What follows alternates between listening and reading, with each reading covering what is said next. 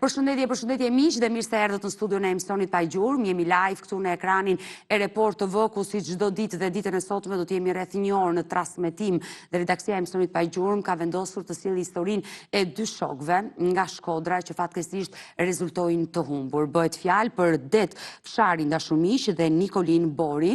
Regjia do më ndihmoj me foton e dy shokëve, Det Kol Fshari dhe Nikolin Bori. Dy të rinj shkodran në vitin 1990, konkretisht nga Velipoja, të cilët kanë humbur kontaktet me familjen e tyre në vitin e largët 1990 dhe në datën 22 dhjetor të këtij viti, ata mbushën plot 35 vite që kanë humbur kontaktet dhe nuk dihet se çfarë ka ndodhur me fatin e tyre. E në fakt ka qenë dhjetori i vitit 1990 ku po ndihesh lëvizja e re për ndryshim në Shqipëri. Dy të rinj nga Velipoja me ëndra vendosën të arratiseshin nga Shkodra përmes lumit Bun për të arritur në ish Jugosllavinë e asaj kohe. Në fakt, fillimisht të familjarët u trembën kur e mësuan të gjithë këtë histori, sepse në një natë dimri për të përshkruar lumin Bun, gjithë një mendje të shkonte ke keqja. Por ditë pas dite, familjarët bën kërkime dhe mësuan se ata kishin mbërritur shëndoshe mirë në ish Jugosllavi. Por çfarë ndodhi me fatin e dy të rinjve, të cilët nuk kontaktuan më me familjen dhe si vazhdoi rrugëtimi i tyre, ngelen pikpyetje të mëdha. E thash edhe një herë, kanë kaluar 35 vite dhe nëse ata ndodhen diku, Det Fshari i bie të jetë plot 55 vjeç, ndërsa Nikolin Bori i bie të jetë plot 53 vjeç. Sot me mua në studio janë dy motrat e Det Fsharit, do doja të kisha edhe një familjar të Nikolin Borit, por nëse ata janë duke na ndjekur në çdo moment janë të mirëpritur të na telefonojnë. Janë motrat e Det Fsharit, është Lindita, motra e madhe. Përshëndetje dhe mirë se erdhe. Përshëndetje, urime për emisionin. Ju falenderojmë shumë. Falenderoj që të kam sot në studio Lindita, je shoqëruar nga motra më e vogël, Esmeralda, e cila ka qenë vetëm 6 muajshe kur vllai i saj humbi dhe sigurisht që nuk kujton asgjë nga kjo ngjarje. Përshëndetje, mirë se u gjetëm. Ju falenderojmë shumë për emisionin. I falenderoj dhe unë që ju kam të dyja sot në studio, do risjellim në fokus historinë e vllait tuaj së bashku dhe me shokun e tij Nikolin Bori, të dy nga Velipoja. Mund ma përcaktoni, keni jetuar në atë kohë në Velipoj? Po. Edhe Nikolin Bori po nga Velipoja? Po. Kena kanë rrit bashk.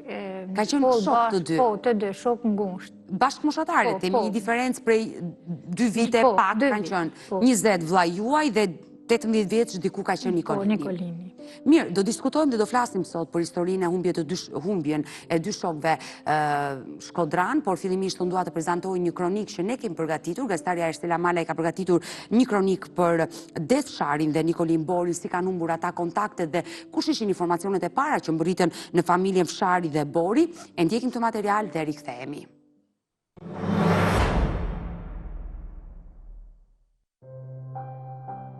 Dy shokët nga Velipoja, Det Kol Fshari dhe Nikolin Zev Bori, u zhdukën mbrëmjen e 22 dhjetorit të vitit 1990 në një arratisje të guximshme përmes lumit Buna. Të rinjt 20 dhe 18 vjeç u nisën atë natë acar dimri, duke përdorur litare të komordareve për të kaluar lumin.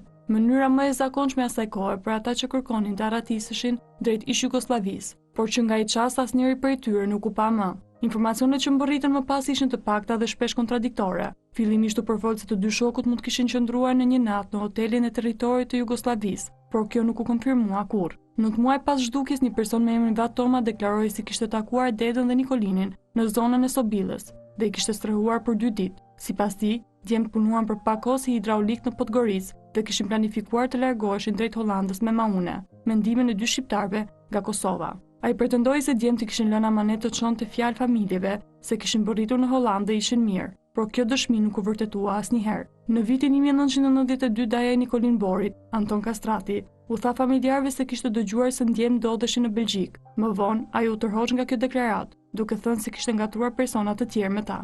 Kushtua dhe kjo shpresë e fundit u shua për të dy familjet. Det Kol Fshari, i cili sot do të ishte rreth 55 vjeç, ishte djali i vetëm i familjes. Biseda e tij e fundit me nënët mbetet e paharruar. Nuk do të iki për të mos mërzitur, por edhe nëse largohem, nuk do të merrni vesh për mua për shumë vite. Shenja dalluese e tij ishte një djegje në pjesën e gjatë të barkut. Ndërsa shoku i tij Nikolin Zev Bori sot do të ishte rreth 53 vjeç, një emër që familja e mban ende me shpresën se ndoshta ai ka arritur të jetojë diku larg. 3 dekada më pas, fati i 2 djemve mbetet i paqartë. Asnjë provë, asnjë gjumë konkrete, vetëm shpresa e familjarëve se një ditë e vërteta për arratisin e dedës dhe Nikolinës do të dalë në dritë. Lindita dhe Esmeralda, mua më vjen sinqerisht shumë keq që kujtimet e fundit të vllajt janë pikërisht të foto. Foto bardhë dhe zi që besoj janë bërë rreth viteve 89, 90, dhe janë kujtimi vetëm që ruani ende me një fanatizëm në shtëpinë tuaj. Shumë. Do e nis intervistën me ju sepse ju Lindita keni qenë 19 vjeç. Le të themi një vit diferencë kishe me vllajin, me dedën, ndërsa Esmeralda ka qenë 6 muajshe dhe sigurisht sot ka ardhur të kërkoj vllajin e saj, por më mirë se ju ajo nuk e njeh këtë histori, dhe pse e ka dëgjuar në familje shpesh. Unë jam e sigurt që ju e përmendni emrin e tij çdo ditë që ka ditëlindjen apo datën që ai ka humbur, dhe është e dhimbshme për babai. Babai ka qenë në studion time. Si është me shëndet? Baba është i smur, buan nga kolona. Ai rrin më shumë mren, divan nuk vështë sa lëviz për vetin. E keni njoftuar që sot Po, i kena thonë. që do jeni Po në kishte qef më ardhë, por nuk ja shihte të rezin vetit për më ardhës. për shkak të moshës dhe problemeve që ka shëndeti ti? Nuk mund të rinë, është shumë rrugë e largët. Prej në Velipoj, më ardhë. Në Tiranë. Po. Por ai po na ndjek dhe unë uroj shërim të shpejt babait tuaj, zotit Kol, shërim të shpejt dhe uroj dhe shpresoj që çdo informacion që mund të vi të jetë i saktë dhe të zbulojnë gjurmët e vllait tuaj. Inshallah.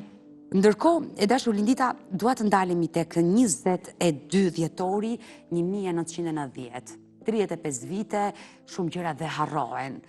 Por atë ditë dua të më tregosh si jeni ndarë me vllajin. E tregoj të vërtetën në shtëpi që do bënte këtë arratisje, sepse kanë qenë, le të themi, ato muajt e parë që po vinte ajo era e ndryshimit në Shqipëri, dhe një pjesë e mirë e shqiptarëve, dhe është goxha një numër, le të themi, i lartë në zonën e Shkodrës që janë arratisur në këtë lloj forme edhe para 90-s. Dhe të gjithë njerëzit kishin frikë dhe të flisnin dhe të tregonin që donin të arratisteshin nga sistemi komunist për të shkuar në vende jashtë kufirit të Shqipërisë për një jetë më të mirë. Vllai juaj çfarë tregoi në shtëpi? Ai ka kanë ruje të një stall. Po. Edhe erdhi të shtëpia, ai thot nën sot do me hëngër edhe do me ik. Po mirë, thot nana, ai qiti me hëngër. Edhe hëngri vesh sa pak edhe i la. Shkoi, ka hikuren, qilcat e magazinës, gjiboksen, edhe i ka lanë maja të avalinet. Te shtëpia. Te shtëpia. Edhe i thot nanës, kam pas një litar. Po. Atin se ku e kam, i thot nana, pas nana që dënat laki, i shkoj menja pak. Ja ndjeu, zemra që se na të përgatiste diçka. E kena gjetë me nanen të bo remin. Po. Edhe e kena pyt, për ka ke jetë rem? Na ka thonë, nanë, mos u banë marak se e kam për një shok temin. Po a i shoku me bo me kapë që tyja, ashtë i sakte nuk kam qetë. Pra, le të themi që nuk tregoj që do ishte ai që do arratiste, por i kërkoj nënës së tij ndihmë për shokun. Po. Që bëjt fjalë për, besoj, për Nikolinin. Apo nuk tregoj emër? Për një tjetër, jo për... Nuk tregoj emër, e qartë, po. Edhe iku. Thot baba, thot, a shkuj me flajmë, po. Shkoj nona të dhoma atina, kur i gjenë oren, gjiboksin edhe qilsat, edhe vjen nona i me rithot. Shihe, thot, na ka ikë, thot djali. Ju, thot djali, jo, nuk ikë, sa djali shirit, nuk i len motrat vetëm. Pune, del baba shkon të tezja, thot, e më ka ikë, thot djali. Ju, mër ka t'iku, na i tash kena nej me ta, jo, thot, më ka ikë. Sepse ai nuk shte përvaki që të linte gjëra personale, orën... Ja, sa i orën e ka pas pik dopt.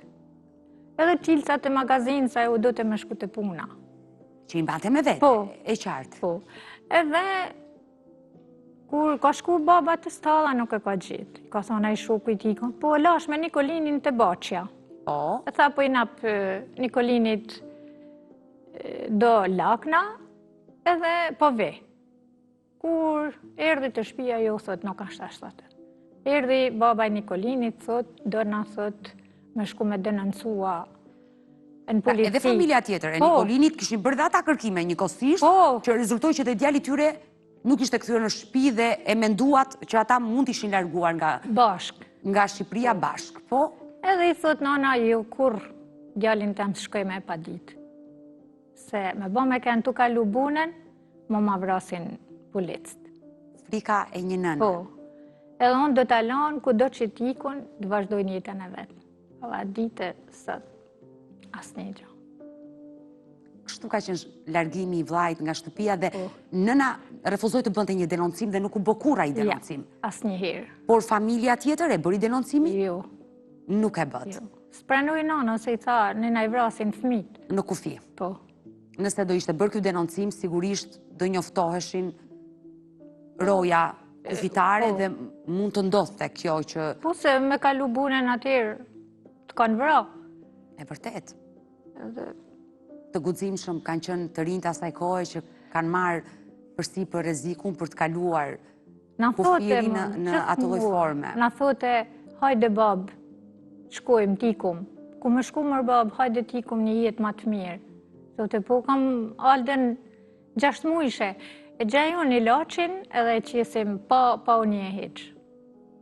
Pra, e kishte shprehur vllai gjithnjë atë dëshirën që donte të largohej. E ka shpreh, i thote nanë se o nuk iki, po me ba me ik, unë iku me vite dhe nuk gallëzoj se ku jam. E ka shprehur dhe këtë gjë? E ka shpreh. Që nëse një ditë do vendos të largohem, edhe më dha në rasti, unë me vite iku e nuk, as nuk i tregoj ka shkoj, as me ka shkoj, as ku jetoj, as i gjo.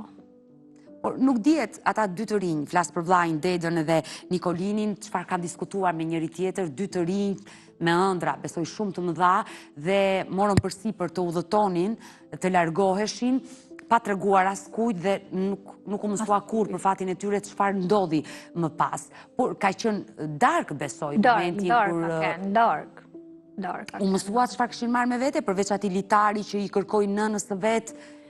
Këta kanë pa marrë një komordare të madhe ziturit, kanë ba dhe një trin, i ka gjithë nana Nikolini të i ba, i ka thonë, përse e një të ba, do një me ik? I ka thonë, jo, po dhe me ik dhe dushin në shtri, do me hione në venin e ti dhe më duhet kjo përtare. Gjithnjë e ka gënjur në, gjithnjë për mësuar ajo fakti që a i do largoj. Po, edhe s'kanë të regu as njani. Askush nuk e mësoj aratisin e atyre të dyve, atë mbrëmjet e 22 dhjetorit të vitit 1990, por që t'ju pyes nga Velipoja, në çfarë vendi të Velipojës janë larguar nëpërmjet Lumit Buna, nëse dim. Se ku anë reqa... Po pra, këtë disha thoshja? Nuk e dim. Se nuk ka shtë askon kufini. Zakonisht, shqiptarët që janë arratisur, nga histori që keni dëgjuar në vendlindje, si e bëni largimin? Nga zona e Reçit? Po, ka pas nga Reçi, ka pas nga Luarzi. Por ju nuk jeni të sigur në cilin fshat? Janë. Sepse Lumi Bun përshkron disa fshatra në atë zonë dhe ju nuk jeni sigur se kush ka qenë vendi, fshati i cilin ata kanë bëritur dhe më pas kanë vazhduar, le të themi, në atë mini anije, çfarë mund ta quajmë, që kanë përgatitur vetë për të lundruar në Lumin Bun në një natë dimri, që ta mendosh e frikshme. Shumë e frikshme. Jo vetëm një natë e ftohtë, por edhe me prurje të mëdha, që mund këtë pasur... Ashtë kanë natë shumë e qetë atë natë, ka kanë hana. Edhe bremir që më... Shumë natë e qetë, edhe se... Gjithmonë familjarët menojnë për keq. A ka pas krisma, a ka pas lëvizje, kena pytë, kanë thënë, as nuk kena pas thymje kufinit, as nuk ka pas krisme armësh. Që kjo ju dha shpresën që ata kanë bëritur të shëndoshe mirë për te i kufirit, në ish Jugoslavina asaj kohe. Por do ndalemi, e dashur Lindita dhe Esmeralda, për të folur për historinë e vllajt tuaj dhe të shokut të tij Nikolin Bori, por më duhet të bëj një shkëputje në këto momente për të kaluar në një këshill mjekësore dhe rikthehemi sërish bashkë live.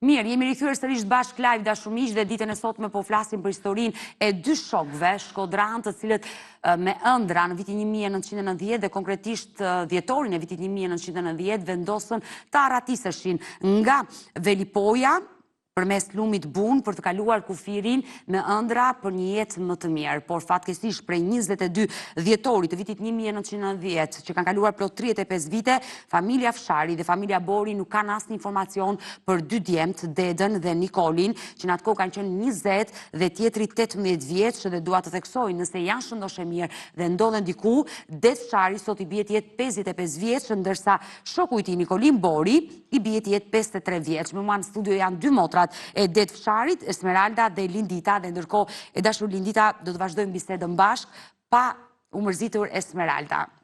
Do të pyes dhe ty e dashur Esmeralda, sepse besoj që e ke mësuar këtë histori teksa rriteshe dhe mësove që kishe një vëlla të humbur dhe të ka munguar. Normalisht.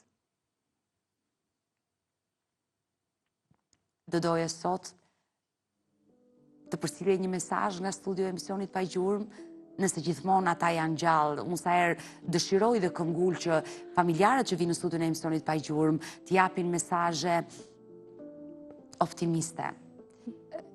Nëse vllai juaj vërtet arriti ta kalonte lumin Bun, të mbrinte shëndoshë mirë në malin e Zi, por nuk dihet më pas çfarë ndodhi me fatin e tij, drejtimin, rrugën që ka marrë.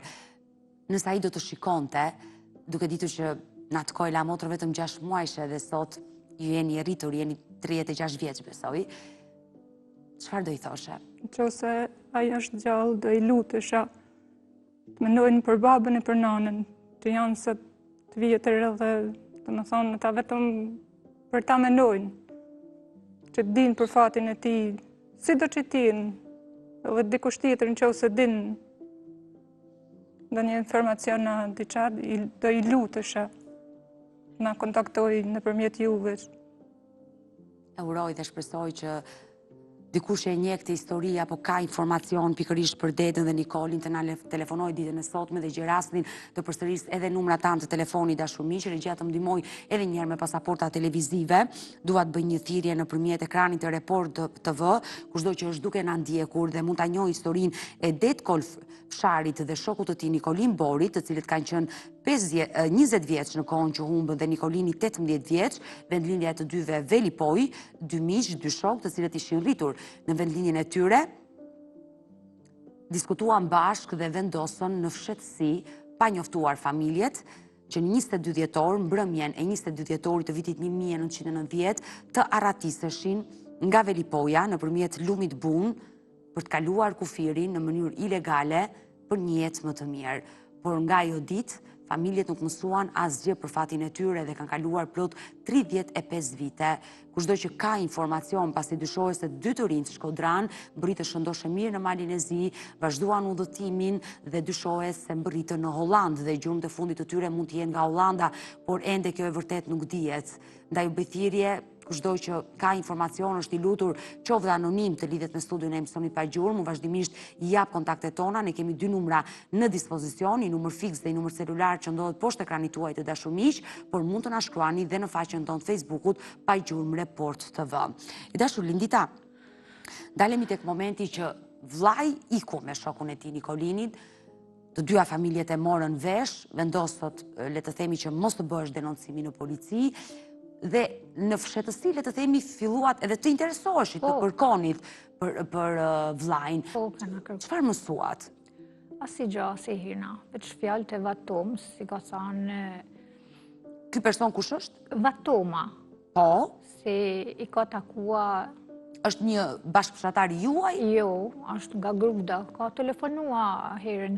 Një person, le të themi një qytetar. Po, dhe çfarë ka treguar? Ai ka treguar se i kam takuar dhe kanë hap një grup banjat tek një grua që është quajtur Maria. Në çfarë vendi të Malit të Zi?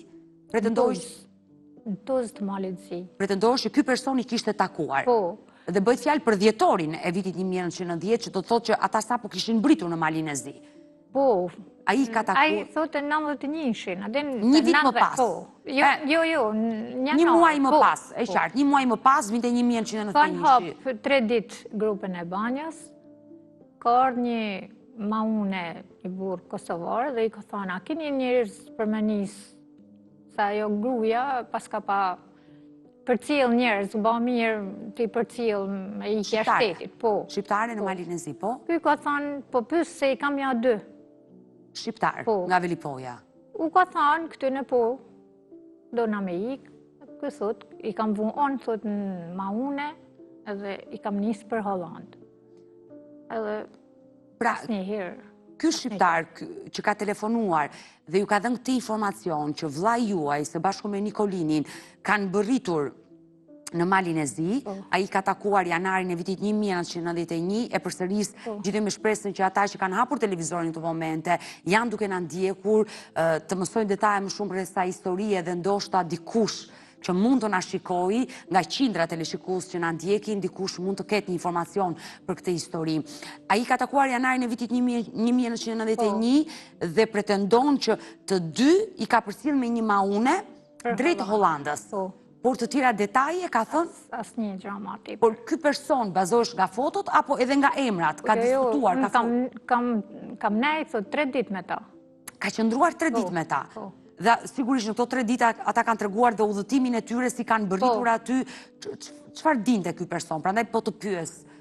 Veç kaq na ka treguar si gjë më tepër. Ju e keni takuar vetë familjar personalisht të person? Ka kanë baba. E ka takuar? Po, e ka taku, i ka thonë, a mjen këtë fjalë, si mi ke thonë, po, i ka thonë, kam ne jonë me ta, i kam njëson, shnosh e mirë ka ndalë, i ka thonë, si ka kënë njëri në fizionomi, i ka të regua njëri ma rëmallak, tjetëri i ka thonë, ashtë ma e hullë. Më i dobët. Po, për vëllajnë tim. Ka thonë, e ka pas 3 motra, kë ka pas 2 motra. Po pra, se në 3 ditë jam e sigurt që ata kanë diskutuar me njëri tjetrin dhe kanë folur edhe për familjen e tyre. Dhe më pas ai ka nisur me një maune drejt Hollandës, kishte shprehur dëshirën vetë, le të themi vllai me shokun që donin të vinë në Hollandë apo rasti që do të jepej vetëm të largoheshin. Rasti për me ik prej Malinezi. Veç me ik dikon, mos me nej, mos me ik këtu në Shqipëri.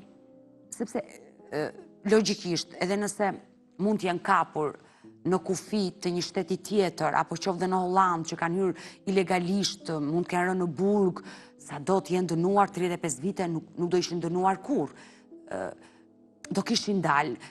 Të pyes ty si motër, duke ditur që je rritur me dedën, bashkëmoshatar, më mirë se ty nuk e një askush besoj në familje, sepse keni qëndruar bashkë me njëri tjetrin për shkak të moshës, keni ndarë ide me njëri tjetrin. Kishte një arsye, një motiv që ai për kaq vite të zhdukej nëse është vërtet gjallë dhe nuk ka ndodhur asgjë, apo atë fjalën që tha në shtëpi që unë po ika? Vetëm se është kanë mërzit me atë sistem, se baba ka pa kanë në burg 8 vjet. Për shkak të sistemit. Po. Ka qenë një sistem që një pjesë e mirë shqiptare ka vuajtur në atë kohë. Edhe e urrejnë të atë sistem, edhe sote nuk jetoj këtu. Nuk kena të ardhuna. Deri sa do të me na marrë edhe ne, nuk ka shpresë se po iku vetëm unë. Por të trishte edhe familjen. Do të me na marrë edhe ne. Babaj që do gjithë zgjidhje dhe për motën e vogël, për të kaluar ideja që do merrte edhe familjen, ka qenë dëshira e tij e madhe. Por çfarë dyshon e dashur Lindita për vllajin? Ai ko kanë shumë besnik. Ai kur e ka thënë fjalën e ka majt. Edhe unë drua thëmë se mos e ka marrë shteti për siguracion, për në gjë, për sigurime. Ose mund të kenë në fabrika, rita, kështu më në jonë. Dhe e qartë, mendja ku nuk të shkon, kur ke një person të humbur, unë jam e sigurt familjarët çfarë nuk mendojnë. Çfarë nuk mendojnë, që mund të kenë ndodhur kjo, apo ajo, dhe mendja ku nuk shkon. Gjithmonë shkon. Dhe ajo që po kuptoj nga ty është që ndoshta ndodhet diku izoluar dhe nuk ka mundësinë që ai të kontaktoj. Ashtu thomon, veç sa është i izoluar, se nuk ka mundësi me kanë të tërkon, se me kanë dikun se janë gjithë lirë, Tash ishte janë arsye. internet, po, janë internetet, janë gjithçka. Shqipëria është e lirë për me dash me kontaktua. Shkenca ka hesur ka Ha. shumë, sa Ka sot shqiptarë gjithkohon. teknologjia të bashkon për një sekond kudo që të jesh. Po. Pa dyshim që ju në për rrjetet sociale keni llogari me emër, me mbiemër Po. dhe nëse ai do kërkonte, do e gjente shumë shpejt familjen e tij dhe pse kanë kaluar 35 vite. Por asnjë shenjë, le të themi, nuk Asnjëherë, keni marrë nga asnjëherë. vllai. Por familja tjetër e Nikolin Borit, ata, besoj që ju kontakte të vazhdueshme keni me atë familje. Po, as Ndër ata. vite keni patur. Jo, asnjë. As ata. Se nëse logjikisht nëse do kishte një informacion për Nikolinin, Po. automatikisht do zbulohesh edhe historia e vllait tuaj. Por informacioni që mbriti pas disa viteve, daja juaj që ka takuar një person, Po, pa e tha se nuk janë ata, janë kanë dy. bësh flet për çfarë shteti? Apo për Belgjik. Në Për Belgjik. Po, Po, por i ra mohit, tha jo, nuk janë fëmija tuaj, janë dy tjerë. dyshosh që jetoni të lirë apo në burg në Belgjik? Të lirë, të lirë. Të lirë. Të lirë, Por që nuk ishte lidhje me vllajin Jo. edhe me Nikolinin. jo. Përveç këtyre informacioneve, qoftë në kuadrin e thashethemeve, për gjatë tyre 35 viteve, ka ardhur diçka tjetër në familjen tuaj? Jo, asnjë. Asgjë. E dashur Lindita, unë uroj që ai të jetë gjallë. Faleminderit. Uroj që vllai juaj, Ded, së bashku me Nikolinin, të kenë mundur ta kenë kaluar lumin, të kenë bërritur në malin e zi. Uroj që ditën e sotme, që ne po e risjellim në fokus historinë e tyre pas afro 3-4 viteve, që nuk keni qenë në studion time, keni qenë Po, që në fillim dhe ka qenë babai në studio, e kujtoj shumë mirë, kur e kemi trajtuar, uroj që ditën e sotme, kushdo që është duke na ndjekur, mund të na telefonoj. Do qëndroj me ju, sepse dua të bëj dhe 2 pyetje të tjera, por fillimisht do bëjmë një shkëputje, do të kalojmë në reklama dhe rikthehemi sërish bashkë.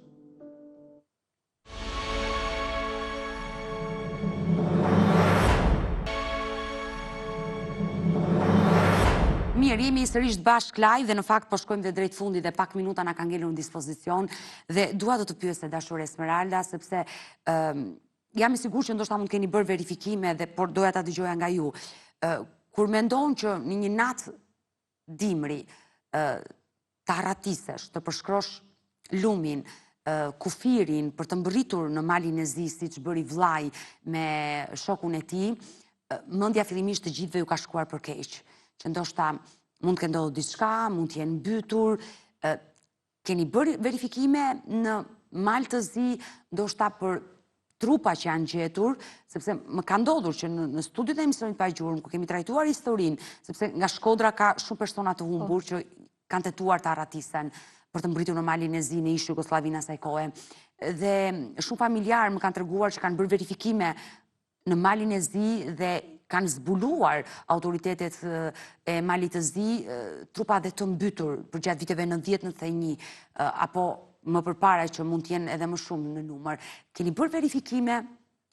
po, ka kanë Daja, Anton Kostrati, edhe Nina ka thënë se nuk janë fëmija tuaj. Janë Persona të tjerë. persona të tjerë. Pra janë bërë verifikime, Po, le të po, themi. nuk janë fëmija tuaj. Dhe ky është një lajm i mirë, Po, që shpresa, le të themi, është e madhe se ata mund t'jenë gjallë dhe s'ka ndodhur diçka e keqe.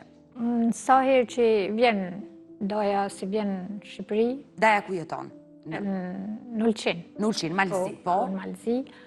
E kena pyet, si nuk na bjen një lajm, se ai kur ka dasht me ikë sot gjithmonë, se do t'iku të Daja, por ai nuk ka arrit për me shku të Daja, si herë. Daja ka jetuar edhe para viteve 90 në malin e zi, në Ulqin. Është ka linaj atje. Ka lind Po, dhe a Daja e gjyshit tem.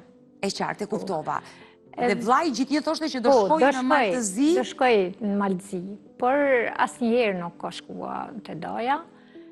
Por i pat me thonë Dajës, si nuk na prune një lajm, më ka thonë mua që shpresat mos i humni, gjallë janë, dikun janë. Por shpresat mos i humni kur. Ka që më ka thonë. Si e kujton ti vllajin tënd? Ai ka qenë shumë i dashton. Ai ka bërë gjithçka për ne. Ka qenë i madhi Po, një vit para me jetë. i fëmijëve i madhi, po? Po. Ai ka bërë gjithmonë të pamundëren për ne.